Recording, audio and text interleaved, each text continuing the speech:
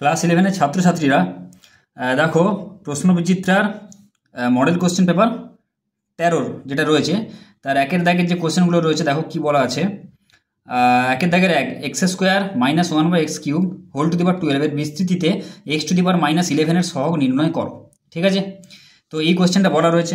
এবার দেখো এই যে একদম সেম কোশ্চেন, এই যে প্রথম কিছু কোশ্চেন তোমাদের একদম সেম ডিটো একদম একদম হুবহু কোশ্চেন, আগে মডেল কোশ্চেনগুলো আমি ভালো করে বুঝিয়ে সলভ করে দিয়েছি।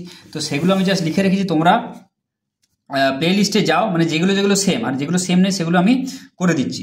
তো যেগুলো সেম সেগুলো আমি এখানে লিখে রেখেছি। দেখো যেমন একের দাগের একেরটা তোমরা এই কোশ্চেনগুলো দেখে নেবে, জাস্ট বোঝা গেল একদম সেম রয়েছে। একের দাগের এক কি করবে, একের দাগের একেরটা এখানে যেটা রয়েছে তোমরা যাবে model question paper 9, model question paper 9-এর 1। ঠিক আছে, 9-এর 1 মডেল কোশ্চেন পেপার 9 গেলে প্লে লিস্টে যাবে, প্লে লিস্ট অপশানে যে সেখানে সব মডেল ওয়াইজ আমার সব ভিডিও দেওয়া রয়েছে। ঠিক আছে, ডেসক্রিপশন বক্সে তার লিঙ্ক আমি দিয়ে দিচ্ছি, ওই ডেসক্রিপশন বক্সে যে তোমরা ক্লিক করবে খালি মডেল কোশ্চেন পেপার 9-এর 1-এর অথবা, ঠিক আছে এটা দেখবে। আচ্ছা, তারপর এই মডেল কোশ্চেন পেপার 13-র যে পরের যে অঙ্কটা রয়েছে সেটা দেখো ওই সেম মডেল কোশ্চেন পেপার 9-এর 1-এরটা দেখে নেবে যে একদম সেম ডিটো, মানে কোনো কিছু ডাটারও কিছু চেঞ্জ করেনি। ঠিক আছে, একদম সেম। আচ্ছা, একের দাগের এই যে দুয়েরটা রয়েছে মডেল কোশ্চেন পেপার 13-র সেটা কি করবে, পর্ষদ টেস্ট পেপার মানে পর্ষদ যেটা আছে পর্ষদের কোশ্চেন পেপার সেটাই যাবে, বোঝানো রয়েছে আমার। আর মডেল কোশ্চেন পেপার 4-ও যেতে পারে, যখন একটা মানে দুটোতেই সেম কোশ্চেন, তার একের দুয়েরটা যেটা অঙ্কটা রয়েছে সেটা দেখে নেবে। তাহলে দেখো তাহলে টোটাল কভার হলো, মডেল কোশ্চেন পেপার 13-তে দেওয়া রয়েছে, পর্ষদ কোশ্চেন পেপারে দেওয়া রয়েছে, আর মডেল কোশ্চেন পেপার 4-এ দিয়েছে 3বার, আপাতত 3টে মডেল টেস্টে এটা রিপিট হয়েছে। তো কাজে এই অঙ্কগুলো যেগুলো রিপিট হচ্ছে ভালো করে দেখে যাবে এবং দেখে প্র্যাকটিস করে নেবে একবার। এটা মডেল কোশ্চেন পেপার 4-এর একের দাগের দুইয়ের দাগের যে অঙ্কটা সেটা ওখানে আমি খুব ভালো করে বুঝিয়ে একদম যেরকমভাবে বোঝায় সেরকমভাবে বুঝিয়ে আমি করে দিয়েছি, তোমরা ওখান থেকে জাস্ট দেখে নাও, দেখে প্র্যাকটিস করো না, একদম হুবহু অঙ্ক সেম অঙ্ক। দুইয়ের দাগের একের আর আমি সেজন্য টাইম নষ্ট হবে করে দিচ্ছি না। দুইয়ের দাগের একের দাগের যে অঙ্কটা আছে দেখো সেটা হচ্ছে মডেল কোশ্চেন পেপার 9-এর 2-এর 1, সেখানেও ওই 2-এর 1-এর যে অঙ্কটা একদম সেম অঙ্ক। ঠিক আছে, বর্গক্ষেত্রের এখানে দেওয়া রয়েছে দুটো বাহু দেওয়া রয়েছে, একদম দুটো বাহুর সমীকরণও হুবহু সেম, এরকম নয় যে সেম টাইপের দেওয়া রয়েছে সমীকরণ, একদম সেম। ঠিক আছে, এখানে দেওয়া রয়েছে 5x - 2y = 13 আর 5x - 2y + 16 = 0, ওখানেও সেম সমীকরণ দেওয়া রয়েছে। ঠিক আছে, একদম হুবহু সেম অঙ্ক বলতে পারো, সেম টাইপের নয় সেম অঙ্ক। দুইয়ের দাগের 2 এসেন দে। এবার দেখো এই জিনিসটা দুইয়ের দাগের যে দুইয়েরটা এখানে প্রমাণ করতে বলেছে, দেখো যেটা এই অঙ্কটা স্থানাঙ্ক জ্যামিতির সাহায্যে প্রমাণ করে যে অর্ধবৃত্তস্থ কোণ এক সমকোণ। বাকি অঙ্কগুলো তাহলে দেখে নেবে, এইটা একদম সেম যেগুলো বললাম। স্থানাঙ্ক জ্যামিতির সাহায্যে প্রমাণ করে যে অর্ধবৃত্তস্থ কোণ হচ্ছে এক সমকোণ। এটা দেখো এটা হচ্ছে তোমাদের এসেন দে বই যেটা রয়েছে, এসেন দে বইয়ের এই অঙ্কটা দেখো স্থানাঙ্ক জ্যামিতির সাহায্যে প্রমাণ করে যে অর্ধবৃত্তস্থ কোণ এক সমকোণ। ঠিক আছে, এই অঙ্কটা দেওয়া রয়েছে, অঙ্কটা বলে দিচ্ছি। এখানে বৃত্তটা আঁকলে, তাই তো বৃত্তটা এঁকে এটা কি করবে, এক্স অক্ষ ওয়াই অক্ষ আগে দিলে, তারপরে এই মূল বিন্দুকে কেন্দ্র করে, মানে ওই মূল বিন্দুটা হবে বৃত্তের কেন্দ্র, ওটাকে বৃত্তের কেন্দ্র করে বৃত্তটা আগে অঙ্কন করলে। ঠিক আছে, বৃত্তটা অঙ্কন করে তাহলে কি হবে, বৃত্তের এবি ব্যাস হবে আর অর্ধবৃত্তস্থ কোণ একটা অঙ্কন করবে, তাই তো অর্ধবৃত্তস্থ কোণ কি এবিটাকে ব্যাস করলে আর সি একটা বিন্দু দিলে, বৃত্তের উপর যে কোনো একটা বিন্দু দিলে ওই দুটোকে যোগ করে দিলে, এ আর সি আর বি আর সি যোগ করে দিলে, তাই তো যোগ করে দিয়ে এবার কি করবে, তাহলে এবি ব্যাসটা কি হচ্ছে দেখো এক্স অক্ষের উপর অবস্থিত, এই যে এক্স অক্ষ এক্স ড্যাশের উপর অবস্থিত। বোঝা গেল, আমাদের প্রমাণ করতে হবে অর্ধবৃত্তস্থ কোণ এক সমকোণ স্থানাঙ্ক জ্যামিতির সাহায্যে। ঠিক আছে, এটা উপপাদ্য নয়, তাহলে স্থানাঙ্ক জ্যামিতি মানে এই এর সাহায্যে প্রমাণ করতে হবে যে এই BCA বা ACB এই যে কোণটা এটা হচ্ছে কি এক সমকোণ, এটা 90 ডিগ্রি প্রমাণ করতে হবে। তাহলে কি সি বিন্দু স্থানাঙ্ক আমরা ধরে নিলাম কি এইচকে, এটা ধরে নিলাম। আচ্ছা, আর এই ধরনের বৃত্তের মূল বিন্দু যার যে বৃত্তের কেন্দ্র, তাহলে সেই ধরনের বৃত্তের সমীকরণ কি হয়, x² + y² = a²। তাহলে এখানে লিখেছে দেখো বৃত্তের সমীকরণটা এখানে লিখেছে, বৃত্তের ব্যাসার্ধ এ হলে বৃত্তের সমীকরণ x² + y² = a² লিখেছে। এবার দেখো এখন 1 নম্বর বৃত্তের এটাকে 1 নম্বর দিলে, এখন 1 নম্বর বৃত্তের উপর অবস্থিত সি বিন্দু স্থানাঙ্ক এইচকেটা ধরলাম, যেটা বললাম এক্ষুনি। এইবারে যেহেতু দেখো এইচকেটা এই বৃত্তের উপর অবস্থিত, অতএব আমি এই বৃত্তের যে সমীকরণে এক্স এর জায়গায় এইচ বসাতে পারি আর ওয়াই এর জায়গায় আমি কে বসাতে পারি, সেটাই করলাম। দেখো h² + k² = a² লিখলাম। এইবারে কি করলাম দেখো h² - a², a²টাকে এদিকে নিয়ে এলাম, তাহলে কি হবে k² ওদিকে গেলে -k² হয়ে যাবে। আবার দেখো বৃত্তের ব্যাসার্ধ এ হয় এক্স অক্ষের উপর অবস্থিত এ ও বি বিন্দু স্থানাঙ্ক যথাক্রমে -a0 এবং a0, ঠিক আছে। তাহলে এখানে কি -a0 আর a0 এই দুটো হবে, বৃত্তের ব্যাসার্ধ তো a, তাহলে কি এই নেগেটিভ এক্স অক্ষের উপর যে স্থানাঙ্কটা এই এ বিন্দু স্থানাঙ্ক কত হবে -a এতটা আর 0, আর এইটা হবে কি এখান থেকে এতটা a, 0, তাই তো ওয়াই অক্ষ বরাবর কিছু যাচ্ছে না, তাহলে -a0 a0 এই দুটো স্থানাঙ্ক আমরা জানি আর এই স্থানাঙ্কটা আমরা জানি। তাহলে এবার আমরা প্রমাণ করব, দেখো এখন এসি সরলরেখার প্রবণতা, দুটো সরলরেখার প্রবণতা কি হয় 90 ডিগ্রির ক্ষেত্রে m1 × m2 = -1 হয়, তাই তো। তাহলে এসি সরলরেখার প্রবণতাটা বের করব, এসি সরলরেখার প্রবণতা কি হবে সেই y1 - y2 বা x1 - x2, সেটাই করেছি। দেখো m1 সমান এখানে দেখো y1 এর মান কত k, y2 এর মান 0, দেখো উপরে করেছে k -0 আর নিচে করেছে x1 - x2, মানে h হচ্ছে x1, এটাকে x2 ধরেছে, মানে h -a, দেখো h -a মানে কি প্লাস এ হয়ে যাবে, h প্লাস এ, তাহলে এটা হয়ে যাবে k/h প্লাস এ, ব্যাপারটা বোঝা গেল। এবং বিসি সরলরেখার প্রবণতা দেখো m2টা কি বিসি এই সরলরেখার প্রবণতা, তাহলে সেই ক্ষেত্রে দেখো কি হয়েছে x1 y1, তাই তো x2 y2 এটা ধরেছো, তাহলে y1 - y2 মানে k -0, দেখো k -0 করেছে বাই x1 - x2 মানে h -a করেছে বা k/h - a হয়ে গেল। এবার m1 × m2 এই দুটো প্রবণতা কি করব, গুণ করব, দেখা যাক কত হয় k/h plus a into k/h - a, এটাই গুণ করেছে, গুণ করার ফলে এসছে, তাহলে উপরে কত হবে k × k, k স্কোয়ার, আর নিচে হবে h plus a into h minus a, মানে সেই a plus b into a minus b সূত্র দাও, a square minus B square মানে h square minus a square হয়ে গেল।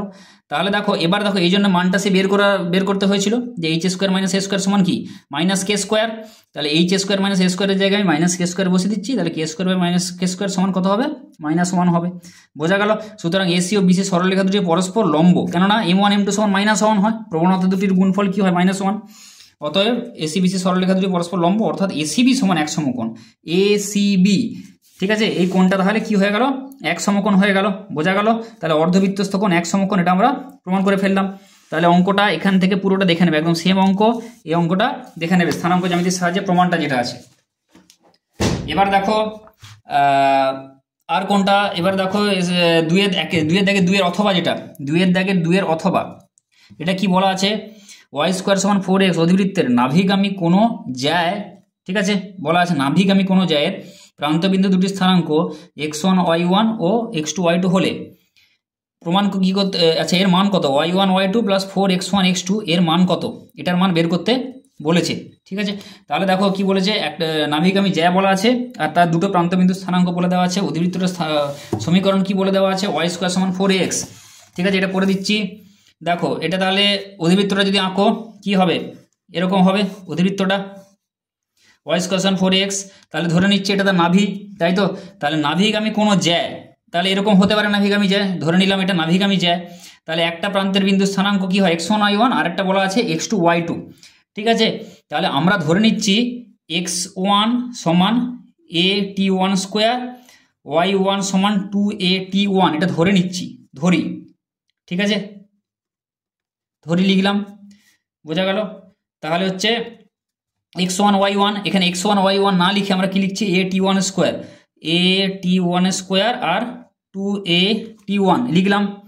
আচ্ছা এইটা এখানে লিখছি দেখো a_t2 স্কোয়ার, তাহলে x2 এটা ধরছি আমরা, এটা x2 y2, x2 কে ধরে নিচ্ছি আমরা a_t2 স্কোয়ার আর y2 কে আমরা ধরে নিচ্ছি 2a_t2, ঠিক আছে। তাহলে a_t2 স্কোয়ার, 2a_t2 এটা আমরা ধরে নিচ্ছি, বোঝা গেল।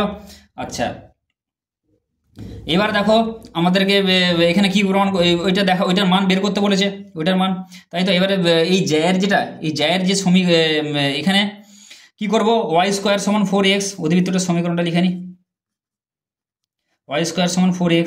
এবার এখানে কি বলা আছে দেখো y1 যেটা আমরা লিখছি y1 প্লাস 4x1 x2 এইটা আমাদেরকে বলা আছে এর মানটা বের করতে। তাহলে y এর মান কোনটা y1, তাই তো, এখানে y1 বোঝা গেল, y1 y2 এটা বলা আছে y1 y2 plus 4x1 x2, y1 এর মান কোনটা x1 y1 এর মান 2a_t1, তাহলে 2a_t1 ইন্টু y2, এটা y2 আছে, ঠিক আছে, y1 y2 plus 4x1 x2, তাহলে y2 এর মান কোনটা এইটা 2a_t2, প্লাস 4x1 এর মান AT1 square, AT1 square into x2 এর মান কোনটা AT2 স্কোয়ার, তাই তো AT2 স্কোয়ার, মানে এটাকে বেসিক্যালি x1 y1 ধরে নিচ্ছি আর এটাকে x2 y2 এইটা ধরলাম। ঠিক আছে, তাহলে দেখো এটা এলো। এইবার দেখো জিনিসটা আমরা কি জানি 2AT1 ইন্টু এখানে টি নাভিগামী জ্যায়ের ক্ষেত্রে আমরা কি জানি, একটা জিনিস আমরা এখানে জানি T1 T2 সমান -1। ঠিক আছে, এটা আমরা জানি কোনো অধিবৃত্তের y স্কোয়ার 4x অধিবৃত্তের নাভিগামী জ্যায়ের, ঠিক আছে, একটা প্রান্তের স্থানাঙ্ক AT1 স্কোয়ার 2AT1 এবং আরেকটা প্রান্তবিন্দুর স্থানাঙ্ক AT2 স্কোয়ার 2AT2 হলে T1 T2 সমান -1। ঠিক আছে, এটা তোমরা লিখে দেবে, এটা 2 নম্বরের অঙ্ক, এটা প্রমাণ করার দরকার নেই, এটা তোমরা জাস্ট লিখে দেবে। আমরা জানি T1 T2 সমান -1, তাহলে T2 সমান কত হচ্ছে -1/T1, তাই তো। তাহলে T2 সমান -1/T1 এই জায়গাটা, তাহলে T2 এর জায়গায় আমরা কত বসাবো -1/T1টা বসাচ্ছি।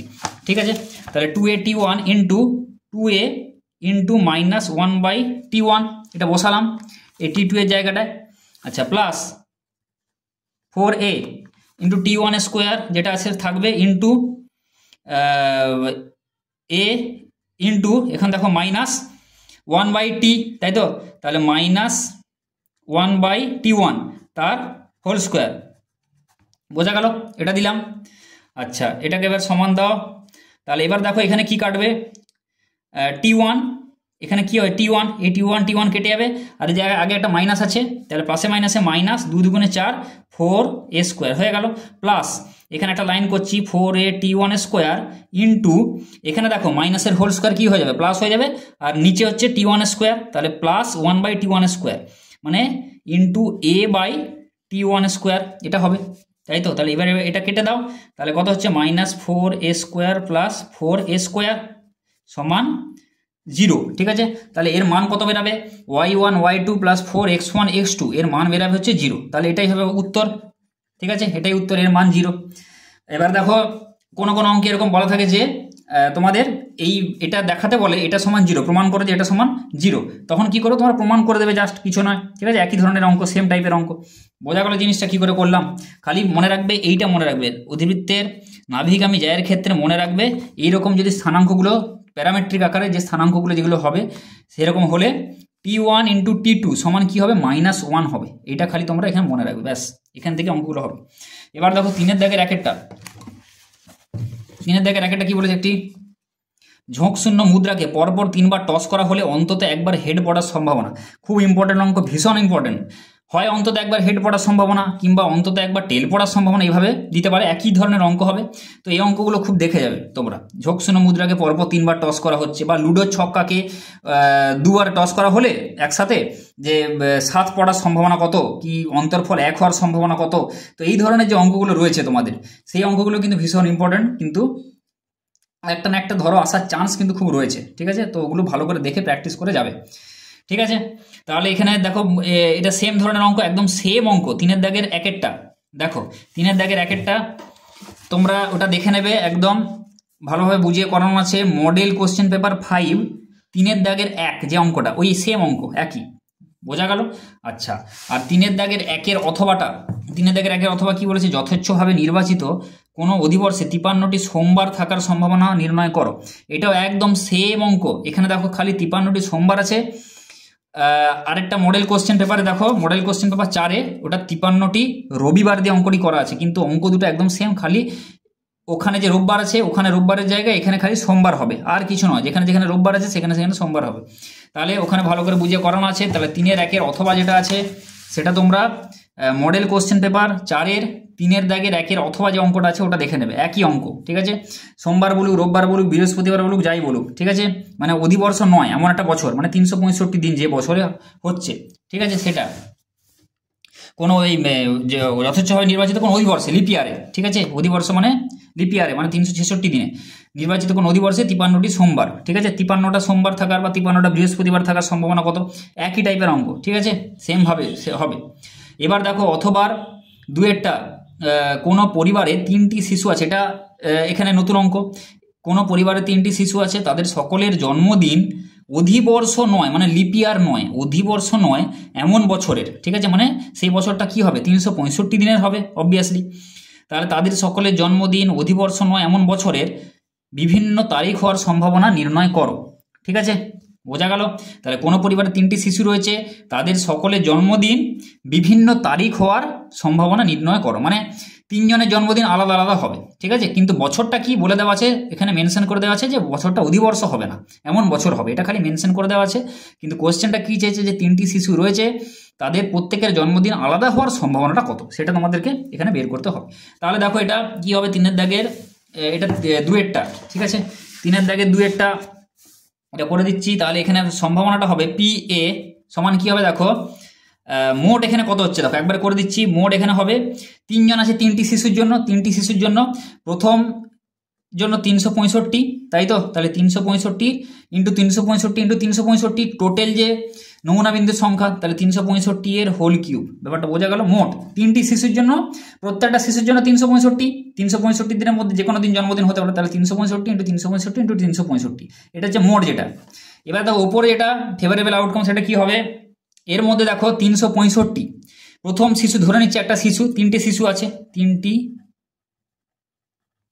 শিশু, তাহলে একটা শিশু ধরে নিচ্ছে 365 দিনের মধ্যে যে কোনো একদিন তার জন্মদিন হতে পারে, তাই তো? আচ্ছা, হয়ে গেল। এবার ইনটু প্রথম শিশুর একজন শিশুর হয়ে গেল 365 দিনের মধ্যে, সাপোজ একটা যে কোনো একটা দিন ধরে নাও জন্মদিন, ইনটু তাহলে বাকি যে শিশুটা থাকছে আরেকটা শিশু, তাহলে আর কটা দিন থাকলো, পড়ে থাকলো 365 মাইনাস 1 364, তাই তো? তাহলে বাকি শিশুর জন্মদিন ওই বাকি 364 দিনের মধ্যে হতে হবে, তাই তো? না হলে তো একই দিনে হয়ে যাবে, ওই একটি দিন হওয়া যাবে না, 365 দিনের মধ্যে যে কোনো একটা দিন হলো ফার্স্ট শিশুর জন্মদিন হয়ে গেল সাপোজ। ঠিক আছে, সাপোজ আমি বলছি 3রা নভেম্বর সাপোজ হচ্ছে ফার্স্ট শিশুর জন্মদিন হয়ে গেল। তাহলে দ্বিতীয় শিশুটি যে রয়েছে তার জন্মদিন 3রা নভেম্বর হলে চলবে না, তাহলে বাকি কতদিন পড়ে থাকে 364, ওই 3রা নভেম্বর বাদ দিয়ে, বোঝা গেল? আচ্ছা, তাহলে এর 364 দিনের মধ্যে যে কোনো একদিন হতে পারে। আচ্ছা, এবার এদের প্রত্যেকটা এর জন্য থার্ড যে শিশুটা রয়েছে, তাহলে কি এদের জন্য 2 দিন বরাদ্দ হয়ে গেল, এদের 2 দিনের জন্মদিন আলাদা আলাদা, তাহলে এদের জন্য 2 দিনের যে আলাদা জন্মদিন সেটা চলে গেল। তাহলে বাকি কটা দিন পড়ে থাকলো, 365 থেকে 2টো দিন চলে গেল, তাহলে 363, তাহলে ইনটু থার্ড যে শিশুটি তার জন্য 363 দিন থাকবে, বোঝা গেল? ওই 363 দিনের মধ্যে যে কোনো একদিন হলেই হবে। তাহলে মোট যে মানে সম্ভাবনা, 3টে শিশুর আলাদা আলাদা জন্মদিন হওয়ার সম্ভাবনা হবে 365 উপরে into 364 into 363 by 365 whole cube, নিচে মোটটা। তাহলে এবার একটা 365 উপরে একটা এটা কেটে যাবে, তাহলে নিচে 365 হোল স্কোয়ার হবে, তাহলে উপরে হবে 364 ইন্টু 363 বাই নিচে একটা এখানে একটা কেটে যায়, উপরে হোল স্কোয়ার হবে, তাই তো? 365 হোল স্কোয়ার, বোঝা গেল? বা 365 ইন্টু 365। ঠিক আছে, এটা রেখে দিতে পারো বা তোমরা সলভ করেও করতে পারো। তাহলে সম্ভাবনা হবে 3টি শিশুর আলাদা জন্মদিন হওয়ার ঘটনা যদি এ দ্বারা প্রকাশ করা হয়, অতএব তার সম্ভাবনাটা হবে PA সমান 364 ইন্টু 363 বাই 365 হোল স্কোয়ার। তাহলে এটাই হবে অ্যান্সার, বোঝা গেল? তাহলে গ্রুপ এর এটা হয়ে গেল গ্রুপ